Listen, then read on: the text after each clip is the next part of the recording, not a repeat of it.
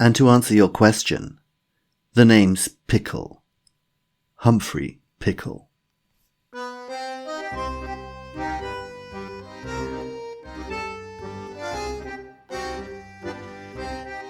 Good morning, good afternoon and good evening, and welcome to Behind the Bottom Line. My name's James Schofield and I'm the author of the stories in this podcast.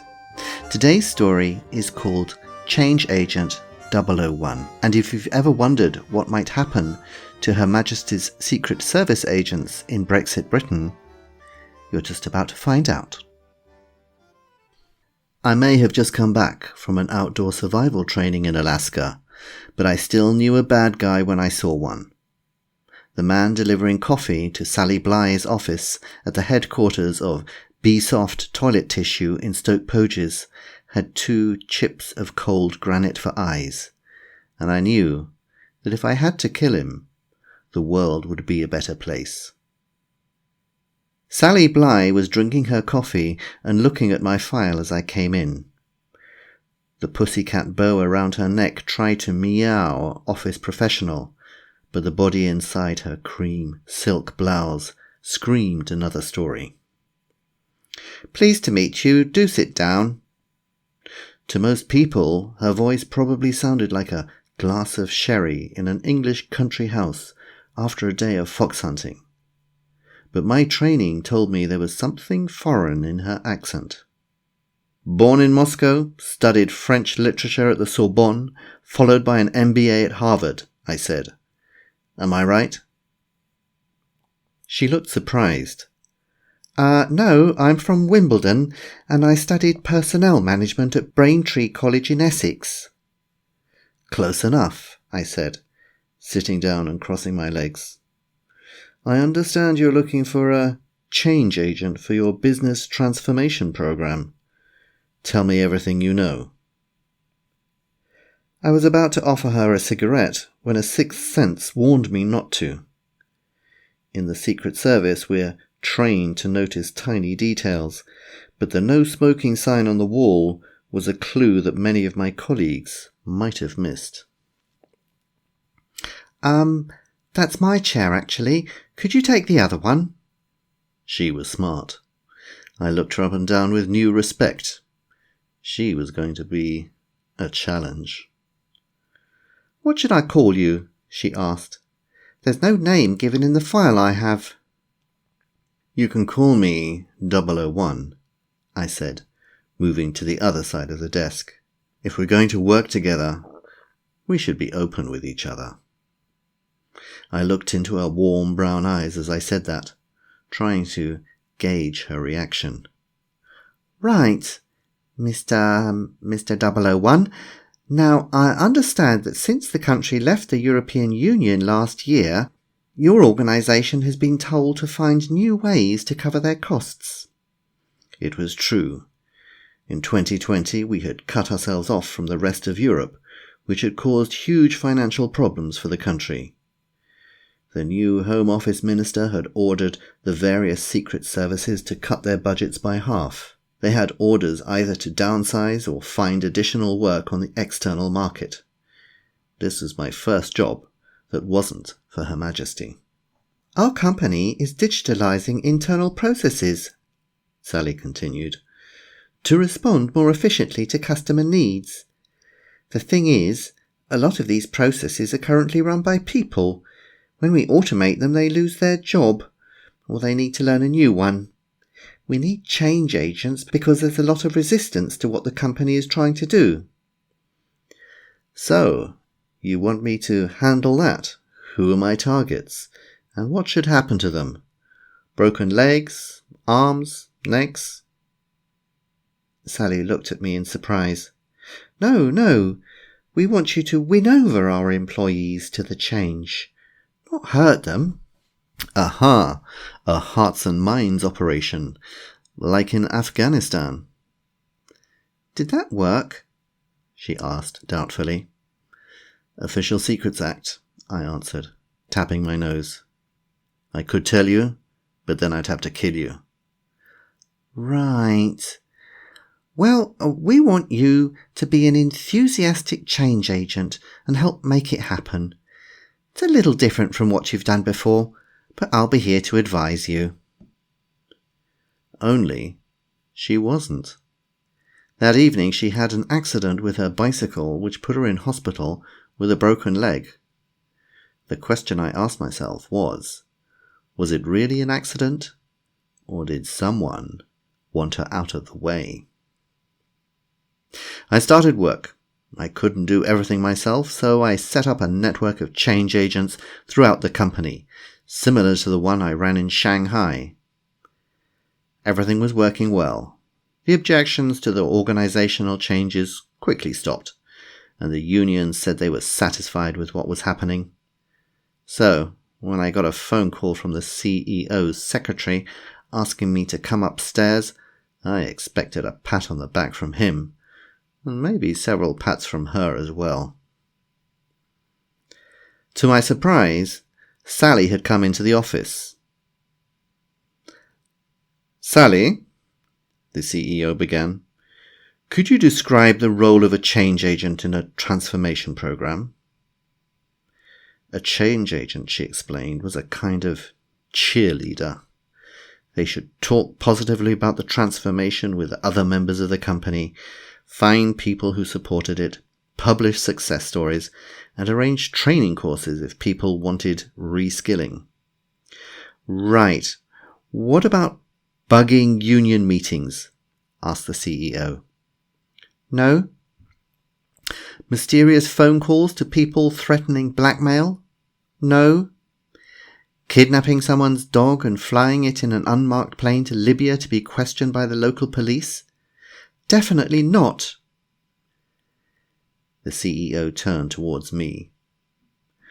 "Not only have you and your little team done all of these things over the past few weeks, you have also been personally responsible for 3 women complaining about your unsuitable behaviour. That includes my secretary, to whom you sent the following text: 'If I said you had a beautiful body, would you hold it against me?'" He looked at me with some kind of horror in his eyes. "What century are you living in? Who do you think you are?" he asked. To say I was shocked is an understatement. After all I had done for them, and they treated me like this. I would leave, but I had to have the last word. And then I remembered a little tip from one of my colleagues, 007. Oh yes, that would show them. "I have to go," I said. "In Kazakhstan, there's a nuclear missile that somebody is trying to steal, and I have to stop them." I walked towards the door, then turned dramatically and stopped. And to answer your question, the name's Pickle. Humphrey Pickle.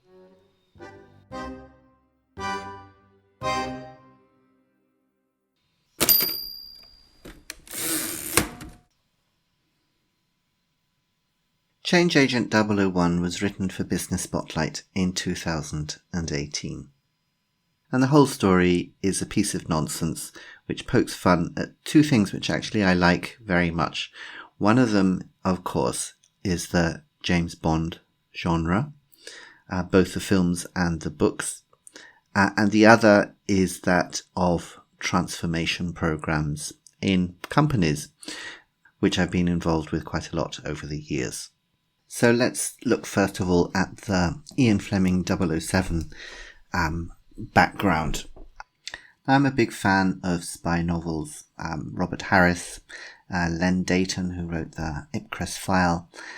My favourite is John le Carré, who wrote Spy Who Came In From the Cold, Tinker Tailor Soldier Spy, Smiley's People. But I have a soft spot for Ian Fleming, because whatever else you might think about his character of James Bond, the stories are incredibly well written. And I find it interesting that I could read them when I was like 9 years old, and I can read them now and still find them enjoyable. I'm not sure that they were entirely suitable reading for me when I was 9 years old. I remember one of my school teachers picking up my copy of Goldfinger and looking at the back description of it and just holding it here. Pussy galore. She was wearing nothing but a fisherman's jersey that was decent by half an inch. She said, "If anyone's going to rub me, it's you." Not entirely suitable for a 9-year-old, but I enjoyed them enormously. And I still do. I still think they're terribly well written. And I was quite proud in my own short story of the line that I had for the man delivering coffee to Sally Bligh's office in Stoke Poges. He had 2 chips of cold granite for eyes, and I knew that if I had to kill him, the world would be a better place. And I was quite proud of that sentence in an Ian Fleming kind of way. I also have a theory that the whole James Bond series was invented by MI5 in the 50s when they realised that Britain wasn't going to be a major power anymore. And they thought, okay, we'll pretend we are and write these novels and they'll become enormously popular and successful. And everybody will think we're far more powerful and controlling than we really are. And that's my theory at any rate. And the films, of course, are also enormously entertaining. But I find it very interesting to imagine what is going to happen to the whole franchise now that Britain has left the European Union and our power and influence is going to shrink immeasurably. And so I thought, okay, it would be interesting to explore what would happen to Her Majesty's Secret Service agents and if they would then have to earn their living working in industry. And as somebody who's worked in industry in some form or other for most of their lives, the idea of how difficult it would be for somebody like James Bond to move over into the corporate world, I thought that would be funny.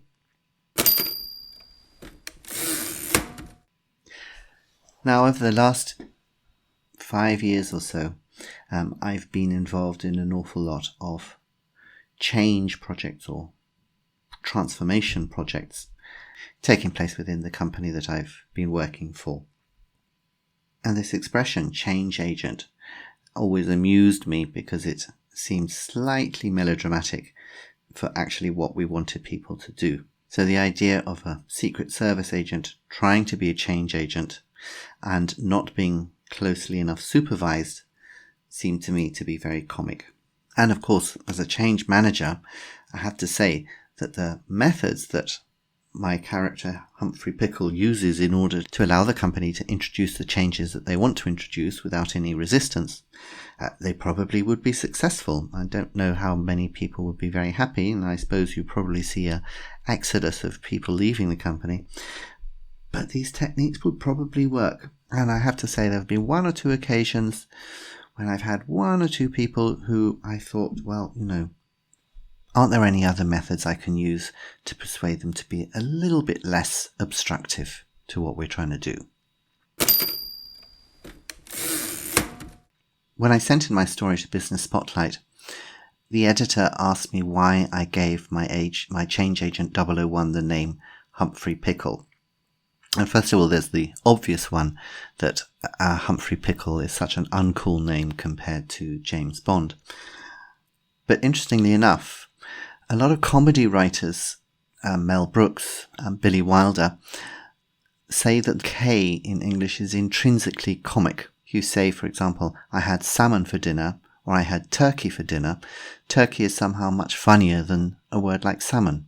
So that's why I gave him the name Pickle. I wanted him to be just completely ridiculous.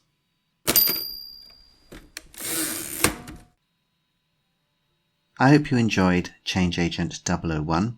Remember, if you liked it, why don't you visit my website www.behindthebottomline, all one word, .com. And you can leave comments and rate the show. It would be really helpful for me. If you listen on Apple Podcasts, you can also rate the show and leave a review there.